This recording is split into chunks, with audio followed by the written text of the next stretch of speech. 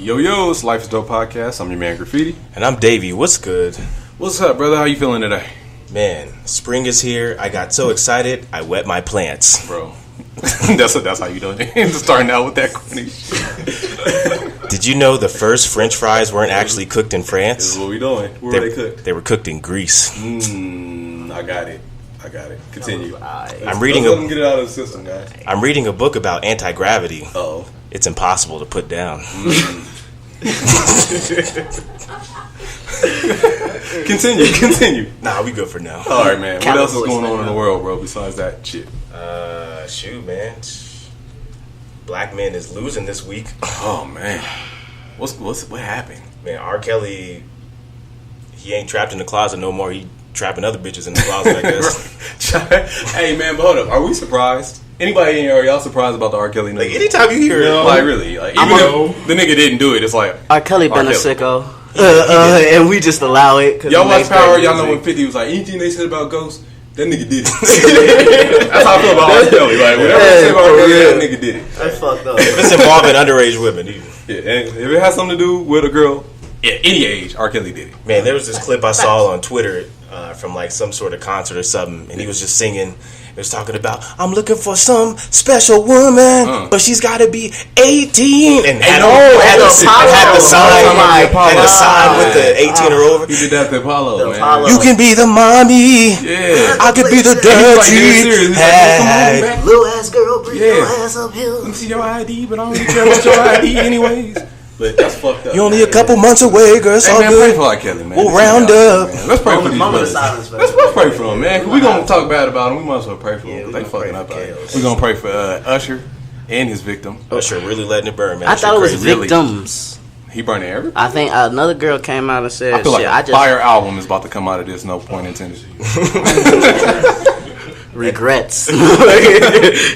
Confessions too. That nigga was definitely peeing, talking about ouch. That's all he did. Huh? We gonna pray for him too, man. You out here burning. Who else fucked up? I guess OJ didn't fuck up. The juice was loose. OJ almost fucked it up. Yeah, man, he was up there giggling and shit. I'm like, bro, the mics are on. Like, yo, you too swagged out. That's crazy. We watched it live though. Like watching that shit live like that. Like I thought he blew it. He the juice for real. I need whatever serum they got in OJ because this nigga gets off. And he almost like fired off on him too. Like, yo, that was my shit. Yeah, right. I didn't steal it. Right. It was mine. I took my own stuff back. It's like, yo, calm down, bro. That nigga trying to get free, nigga. But yo, if I ever for the record, if I ever get away with murder, nigga, you never gonna see me anywhere near any type of controversy ever in my life. I'm being Cuba with Tupac, man, because I'm not about to be around no bullshit. You got off with murder, bro, and then you write a book saying if I did. What if I did do it? Not just murder, but white girl murder. White girl murder. That's like murder times 7. Nigga, don't ever do no bullshit. Everybody in here, y'all get away with white girl murder. Don't do no bullshit. Stay out the way. Stay out the way. Speaking of white girl murder, rest in peace. What's her name? Justine Dimond. Demond. What the fuck is that? Justine Demond. The Australian chick that got shot by the police. Oh, my bad. Rest in peace. Yeah, R.I.P. to Shorty. I thought we were still joking. My bad. Yeah, it got serious. They got praise up. What else going on? Kevin Hart allegedly cheating on his wife. Hey, man, we can't talk about that, Kevin Hart. I feel some type of way about that because I feel like Kevin's one of the last black comedians left that doesn't have any slander on his name. So now they're trying to find something. It's a witch hunt out here, man. Well, I mean, he cheated in his last relationship. Do we care if that nigga cheat? I mean, yeah, damn. I don't really like Kevin for real. I mean, this nigga selling out. His wife probably care. He's selling out football fields and shit, man. Let that man down. Does his wife care? Did she the one to report? I mean, she's only carrying his baby, so no big deal, you know. Damn, you're right. I've seen the video of them niggas dancing salsa together. Yeah, they was chilling. Might not be true. Man. Go ahead, live your life, Kevin Hart. Nigga sitting in a '95 Lexus in the backseat with some white girl, no tents on it. Like, man, you out here sloppy. Yeah, he did. Sloppy. He said no tents on it. You know, no tents on it. You got Davey knows the formula, bro. You ain't got no tents. You got no tents on your whip. Why are you anywhere? Why are you anywhere with anybody at 5 in the morning? You first of all, you 4'9". Hella recognizable. Yeah, we recognize Kevin Hart. But we're going to leave Kevin Hart. What's Tiger Woods doing nowadays? He's staying out the way. For now. For now.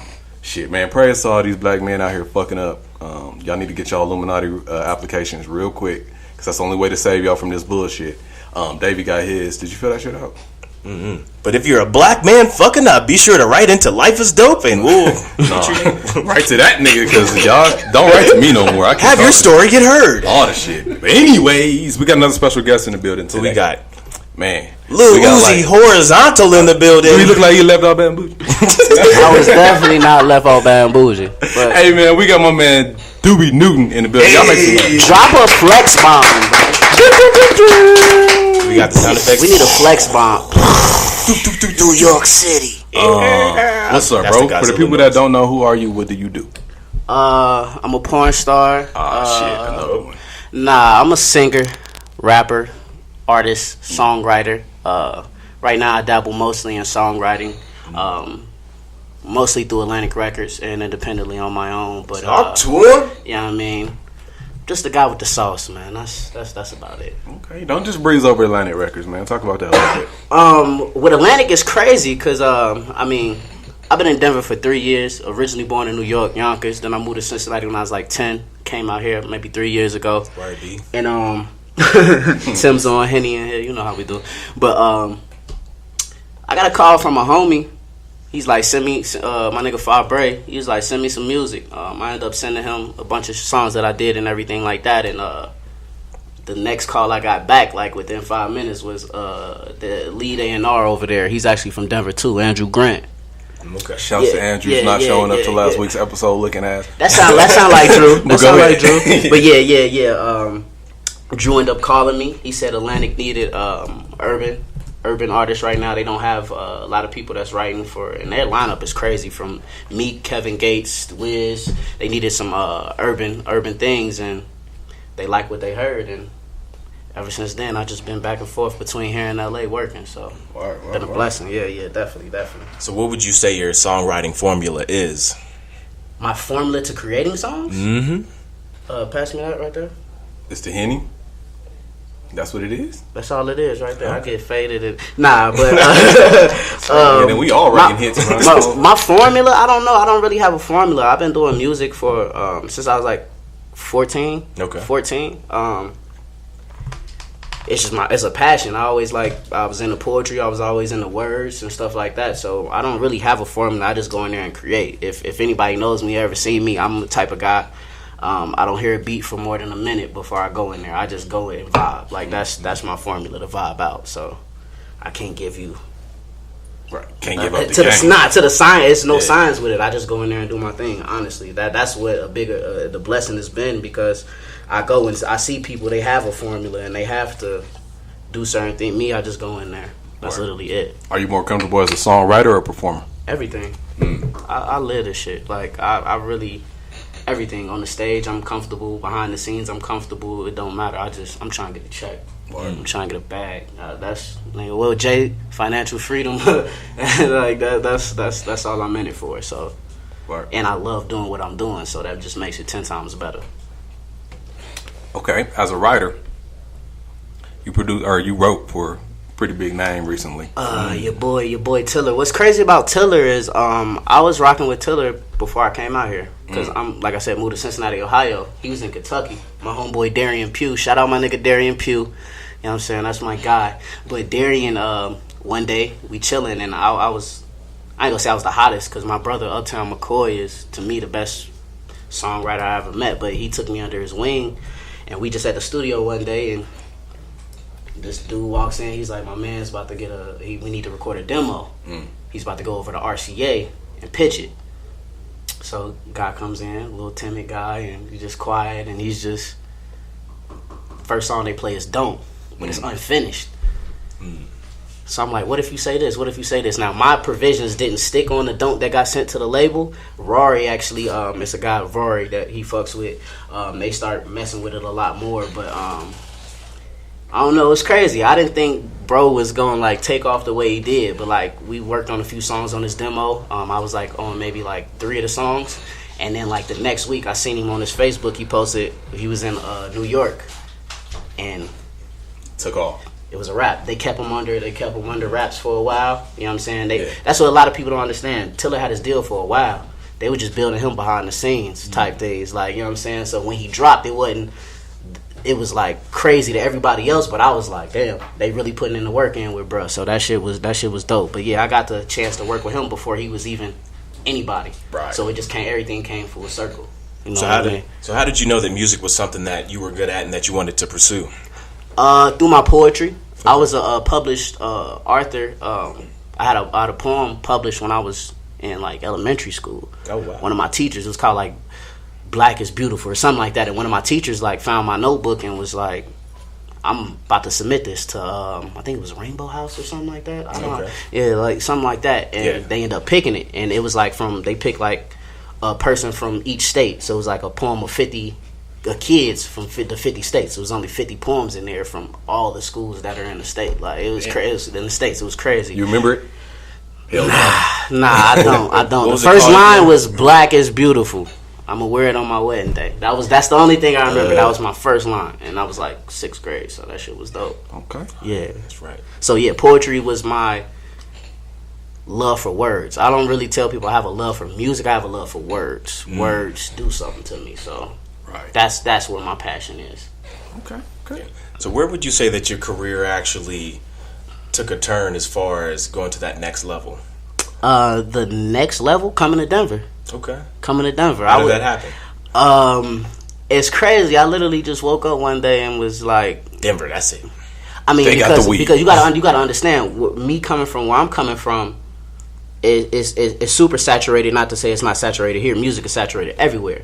But, and this is no knock on Denver. This is no knock on anybody. Denver has no identity. You know what I mean? You get a picture with 6 people from New York or Atlanta and LA. You could damn near pick out, oh, that's a New York nigga. That's Denver doesn't have an identity from my perspective where I was. So me thinking, and I love fucking weed. Like, you know what I mean? Like, right.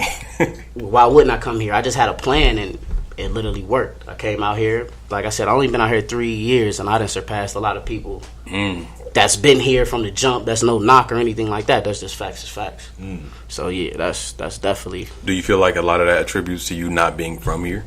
It could, but it's a lot of people that's not from here trying to make music. I make great music. Like when it comes to everything as far as rapping, if you want bars, I have that. If you want, I can make a whole R&B album for you. Like, it's just, when it comes to music, I really think I'm at a place where I'm just comfortable with myself and the music is actually dope. So once you get around, just like I thought back at home, once these labels hear me, there's no way they just going to be like, oh, okay, go to the next person. Right. Like, I knew they was going to be like, who the fuck are you? Where have you been? And played it for somebody, a head A&R, and it was, who the fuck are you? Where have you been? So I think the music speaks for itself. And I don't know, man, people, you could say if you're not from here, but I know people that's from here that's running shit. All the people that I know, except for maybe AP, that everybody else is pretty much. You just brought up something I forgot to ask you. The reoccurring question when we have niggas from your squad. How many niggas are in Squizzy? How many niggas? It's like 5. Are in Squizzy. It's like 5. I'm done maybe with 6 niggas. Listen, it's like I'm gonna ask every time we get wrap it up. You gotta understand. Y'all be like it's 3, and then we done had like 12 of y'all. Nah, already. It's like 5 or 6 niggas that make music in Squizzy. The rest of it is a brotherhood, a lifestyle. Like that. You know what I'm saying? When I was homeless and I had no place to go, I can call Squizzy and cook and nigga, come on, bring your bags. It's a brotherhood, you know what I mean? So it's not so much as everybody in Squizzy does music. It's a lifestyle. Right. You know what I'm saying? Like, people, that's what a lot of people don't understand, or a lot of people get confused. And it's only like 5, 6 of us making music and that really do it, you know what I'm saying, that make the music. Now we got DJs and stuff like that. That's obviously part of the music. But as far as like, everybody ain't making music in Squizzy, but it's a lot of motherfuckers. It's people that you don't know that on the corner you talking to and that's part of this and want to be part of the brotherhood. So that's how I go. That's dope. But scratch all that. You just said something about being homeless. Let's talk about that. That's real. Oh yeah. If you listen to my music, I'm a struggle rapper. I feel like I talk about problems. I don't really glorify like the being up stage of life. I glorify the struggle because it's beautiful to me. I feel like, you know what I'm saying, that underdog coming from nothing, because, I mean, that's been my life, and it's crazy because I done had the chance to live in the hood, live in the suburbs, and still was stuck on the street shit, wanting to hang around my cousins and all that. So I put myself in bad positions damn near, but it came out in the music. So it's like, I'm not ashamed of it. Nigga, I've been homeless in Denver. Fucking talk, man. Where my nigga Ray Reed at? I was sleeping on Ray Reed couch. Damn. What, a year, 2 years ago? What was that, bro? 2? A year. About a year? Yeah, right after my first big trip to LA, to Atlantic. So when you get that check, make sure Ray get a piece. Oh, and that's another thing, bro. Motherfuckers be thinking niggas up publishing checks take a while to come through. Don't they? Man, you know about it. That shit be. I was one of them fools thinking like, oh, okay, we about to. Nah. Man, what? It's finna be a breeze. Yeah, It's finna be a that breeze. shit is like, oh About my to be God. broke, big fella.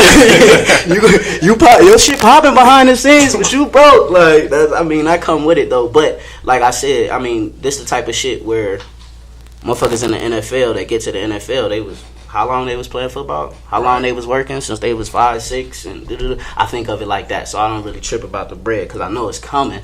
But you know what I'm saying, if you ain't getting nothing cut up front or anything like that, you're waiting on your ass. Damn, that's real. So did you ever try and network with the Ohio scene? Because, you know, Ohio, they have MGK, they got King Chip, they got Rashad, they got Stally. Used to fuck with Stally heavy when he first signed to them. He used to be in Columbus a lot. You know what I'm saying? So I got the chance to work with him on songs and stuff like that. That it never came out or anything, but being in that circle and understanding that, never really did anything with MGK or anything like that. The Ohio scene was pretty cool, but I was still more on some. I don't know, man. I'm an underground guy. Okay. You know what I'm saying? Like, I don't really, the mainstream don't really, that's why I fuck with Stally. Even though he's mainstream, he was more underground type vibe. My MGK was more, you know what I'm saying, out there. I like building stuff from the ground up where I'm an underdog guy. You know what I mean? So, yeah, I didn't really dabble too much in the Ohio scene. But in Cincinnati, I was definitely, like, picking up my buzz and stuff. But I went by Cool Kid Cash back then. All K's, 2 Cool D's. Kid Cash. Cool Kid Cash, yeah. Okay. That was the one that didn't have the braids. That was my... that was, you seen the picture? Yeah. That was back then, yeah. So I don't know. I had a good network out there though. I used to rock with a Self Diploma, and it's crazy because they put like Mac Miller on, gave him his first paid show. Oh, wow. So I was actually able to like get to experience a lot of people on the come up because they were snatching folks from the underground. Shout out Self Diploma too, Cincinnati, Ohio. They my guys out there, man. So being that you're rocking with a bigger network right now, you know, the whole Atlantic and everything you got moving with that, do you feel like you're at a point where you're kind of quote unquote in the game, or you still got a long ass way to go? I got a long ass way to go. It's so many writers that got one song. There's so many writers that got a few songs that's not doing nothing, that get stagnant. You can't ever think, especially in the today's age that we're in. The game is each day. It moves each day. It's not I'm a staple here, because it's niggas that get signed and put out albums and they're in the game, but they're not in the game because your next project could have you out of the game. I don't ever get comfortable to think like, oh, I'm in the game. Now I am doing some shit. I am doing shit that I never experienced before. I am getting opportunities I never had, but nah, it's hella more work. That's minute. It's little things that I've done. I'm not where I want to be because in my head and who I am as a person, as an artist, I do what Drake do. Right. I got pop songs that if he sung it, I'm gonna build myself up to where I can sing it, it'll still get the recognition. So I don't know. Being in my position, I'm not in the game because I'm not where I want to be at. That's how I feel. So after getting these placements, what was the groupie life like? Shout out Mars. I don't know about groupie life. You in a relationship? Yeah, see how this nigga do you? I don't know about That's why I said groupie don't life. listen today, man. He'll set you up bad out here. I don't know bro. about groupies. Shout out to relationships. Yeah, I don't know about groupies. Okay. I rock with that. But these hoes be hoes, though. They out here, you know what I'm saying? Like, I mean, that's for anybody. It was groupies before Atlantic placement. Nigga moved to Denver and was... Don't say nothing else, bro. No, I'm just saying, I was in Squid before I met my girl. You could touch down and nigga, when my name was, they was, oh, you're in Squizzy? You be super black love on Snapchat, too. That's how it's supposed to be. These niggas be drunk, cuddling, singing each other's songs and shit. Shout out Black Love, Tongue man. kissing selfies and shit. I'm like, nigga, do we don't chill? Nah, man, fuck that shit. Man, I want to be, bro. Don't nobody glorify relationships. Don't nobody don't nobody. I don't know. Like, I ain't a nigga that I don't care about these hoes. Like, I'd rather have somebody in my corner and show the world that I got somebody in the corner. Whether it's ups and downs, because we done had plenty of me and Shorty. Whether it's ups and downs or anything like that, but nigga, I'd rather. You know what I'm saying? So some unconditional shit so people could, right. You know what I'm saying? Understand that it's something real out here. Like, that whole shit is, Oh shit. We all fucking. That's life. You know what I'm saying? Yeah. That ain't nothing to be cool. You ain't no pimp till you turning down pussy. Ooh, That's how I feel. You know what I mean? Like, real bars. That's just how I feel about it. Do you feel like it's hard to have a relationship while being in the industry? Not if you include that person. Now, if you don't include them, hell yeah, it is. But when you include somebody on something, if my girl was on my mixtape cover, like she come to me with shows and like I think you keep it separate because you gotta understand whether if my girl was a fucking artist and wasn't bringing me to this shit, it creates problems, you know what I'm saying, and stuff like that. So it's just include a motherfucker and have them understand what you do, and it's about understanding. So I don't feel it's hard, but if you want some bullshit, it could be. And I think, especially since love and hip hop, it's made it kind of cool for like artists and rappers to be in relationships and to be public about it too. Yeah. I don't watch that shit, but probably so. I don't know, man. That fake shit. I can't. Reality TV. So if you got to a point they're like, yo, Doobie, we need you on VH1 for this show, you and your girl. For the bag. What's happening? Just me and her? Nah, me and her? Nah, y'all gonna be on Love and Hip Hop. I'm cool. Love and Hip Hop Denver. Love and Hip Hop Denver. Eat a dick. I saw the phone call gonna go. I'll tell him nah, eat a dick. dick. I'm cool on that. That's lame to me. You know what I'm saying? Like Yeah. that ain't for me. Watch. You can check my snap and that'll be your love and hip hop. You know what I'm saying? Like I'm cool on there. Anything else? What do you feel like has been your biggest moment so far in your career? Whether it be in a show, whether it be in a placement, just my biggest moment. Again, shout out my nigga Ray Reed. What was the show we did? Was that the Tory Lanez? The Tory Lanez that show was ASAP fire too. And Was you climbing on shit like Tory Lanez was? And I was jumping on speakers, but I wasn't climbing. I gotta get in that gym to I ain't trying to fall down. But it was actually this nigga Ray show. Yeah. And this nigga literally called me, said, bro, I want you to come do Wake Up and Count something first to get the crowd popping. And when I say me and him went out there, and I done a lot of shows, worked with a lot of people, but on that stage is what my home is. And to watch the entire building, hands up, bouncing, rocking with us like we were established artists, blew my mind. That was one of the dopest shows. It blew. Like straight up, I tell everybody that shit. Crazy, from beginning to end, even before. And like, that's another thing. It was live. from beginning to end. It was amazing, and to watch Tori and them get up there after that, and I'm just hitting this nigga Ray like, bro, they was like that for us. Yeah, they was doing that for us. Like, bro, you see how these niggas is controlling the crowd? We was doing that, and that was a moment that literally sparked for me to actually stop procrastinating, because I had offer deals. I've been had a lot of stuff, man, from development deals with good music. Like, I've had a lot of opportunities in music, but you've held yourself back. Life did. Yeah, I could say myself, but life, bro, the shit I was putting myself into and moving how I was moving was hindering me. I didn't take it seriously. Where if I buckled down and actually focus, I could become this. And a moment like that with bro, nigga, buckle down. Right. You could change your life right now. So that's where that was with it. So more about the music. So your recent project, When the Drugs Kick In, tell us more about that. When the Drugs Kick In is so crazy. That's like a CD full of like 2-3 year old songs. I'm not a guy that really releases like new music as soon as I have it. Those songs are kind of like that. But it was literally something for me to put on social media, iTunes. It was like my first major, because I released a project before that did real good, called Snapbacks and Weed Sacks, maybe like 5 years ago.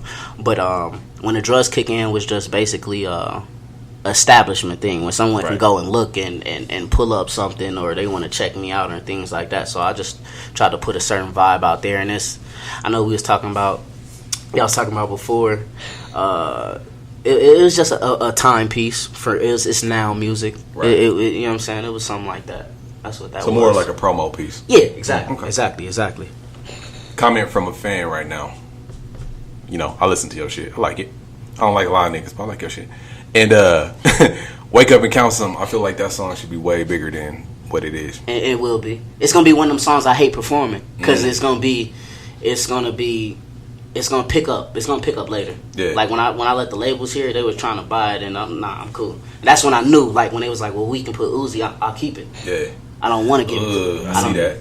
It was in the future or some crazy ass shit. Niggas want to, like, you know what I'm saying? Yeah. Like, and I was like, nah, let me keep that. And I have the same feeling about a lot of my music. That was it not a big enough bag? It's about. Why? Yeah. So I was like, hey, y'all want to they can go. Yeah. But nah, it not even so much the bag. I understand what that record can be. I literally understand. Like, you gotta I can play that anywhere and it automatically gets a reaction. Yep. Whether you like trap music, whether you like turn up music, whether you like club vibes, it has a vibration to it. Yeah. That you can't deny. And so, you can relate to it easily, like, you know. That's the thing. Everybody wakes up. Right. Most people can count. Trying to get the bread. You wake up to get money. Like, that's what you want to do. So when you say that just it makes sense to me why I turned it down when you say something like that. When you feel like, because we've never really had a conversation about you rocking with my music or listening to my shit or anything like that. So when it's outsiders that feel that way, that's how I know. Cool, turn that shit down. And is that in general with most of your music? Because like we've had writers come on before, and it's like sometimes you don't know when that song is your song or it's better for somebody else. Like, it's kind of hard to give up your art. It's very hard because I'm just now stepping into songwriting. Like, I was always an artist myself. I was always trying to do things for me. You know what I'm saying? It was always for me. It wasn't for anybody else. And then it's weird to me because I look at artists that take songs. I look at them different. You're not as dope as I thought you were. You're not as, and it's not to say that not to knock it or anything like that. But I come from a mind state. I want to write every word. I wanna. This is me. This is me. Right. You can't come in this room and I tell you something about myself and then you write a song and I'll be like, okay, I'll take it. I'm still a person that'll be like, nah, I gotta form this myself. And I don't know if that's pride or anything. Like what Andre say on that solo when he was like, I thought everybody wrote their own verses. Have I been working too hard? Like, you know what I'm saying? That's the easy way out. I can literally go now. I got AP, I got Trey, I can literally go, give me your throwaways. Yeah. And go make some hot shit. Shit, give me your throwaways, goddamn. I'm about to make a hit album. You feel me? And I could literally go and do that. I could tell Ray might he got 100 songs that he won't put out. Hey, bro, let me sauce on that. Let me get that. You know what I'm saying? Like, I don't know. That's just not for me. And I get it for singers and stuff like that. You may have a voice and you don't have that. But if you a rapper and shit like that, like, nah, I don't really see where that fits in. But hey, it's a business right now. This industry. That's why I say, like, when that song could be bigger, you can give it to Uzi. No, I'll make myself big as Uzi, or I'll make my influence as big as Uzi, and I'll drop this, and you're gonna feel it the same way you'll feel it if Uzi recorded it. Straight up. And motherfuckers I don't know. I'm not into it. It's crazy. I'm a songwriter, but I'm not into it. I just do it because I can do it. That's just that hip hop head. Yeah, you feel it. That's what it is. Like, I'm trying to wow you. When somebody's like, wow, I love this song, I want to feel the accomplishment of I set up and came up with that. I was going through the emotions and feeling this where I wrote that. That's just where my head is with that. Cool, for sure. Cool. So shit, man, I want to ask you the serious question. What's the serious? One piece of knowledge or advice or just something beautiful that you will leave with the world, what would that be? Be yourself, and whatever your dream is, really capture it. Really indulge yourself. Really go sleepless nights. Really go hungry for this shit, and it'll pan out. You know what I'm saying? Like, not too many people are.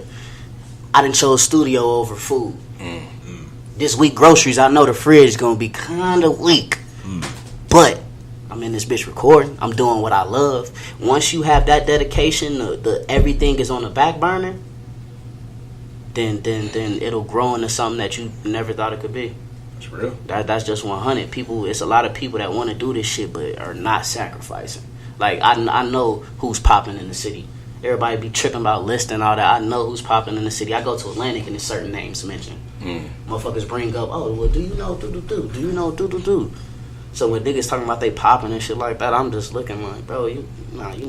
And then you're not I see you all the time. You're not sacrificing. Right. Once you sacrifice, go missing, separate to elevate, it becomes different. For sure. Separate to elevate. You feel me? That's 100. You got to, man. Everybody get by yourself, man. You can have a crew. You can have all your homies. Get by yourself, man. Go by yourself, dolo, sit in your dojo, and just do what you do. and then come back. Everybody that loves you is gonna understand it. If they don't understand why you being distant and stuff like that, they wasn't for you. Word. And that's just 100. So how can people catch up with you on social media? Social media, my Instagram is LeDoobster, LeDoobster. Oh, is that French? Yeah, I guess we was high in Atlantic one day smoking, and niggas is like LeDoobster, and I was like, LeDoobster, and we gonna keep that shit. Yeah, so, that sound like some hot shit. Yeah, pretty much, yeah, always. Y'all be talking about drugs like they bad. Drugs are not bad. You just have to be a person that understands if you need to do drugs or not. A lot of people do drugs when they shouldn't. If you can handle that, you can control, you centered with yourself, ain't nothing wrong with a little drugs. Speaking of French, do you know the first French fries weren't cooked in France? That's how we're going to end the episode. In Greece, right? We appreciate you for coming through, man. Y'all make some noise, my man. Doobie Newton. Hell yeah. Life is Dope Podcast. I'm Graffiti. And I'm still Davey. Skirt. Hey.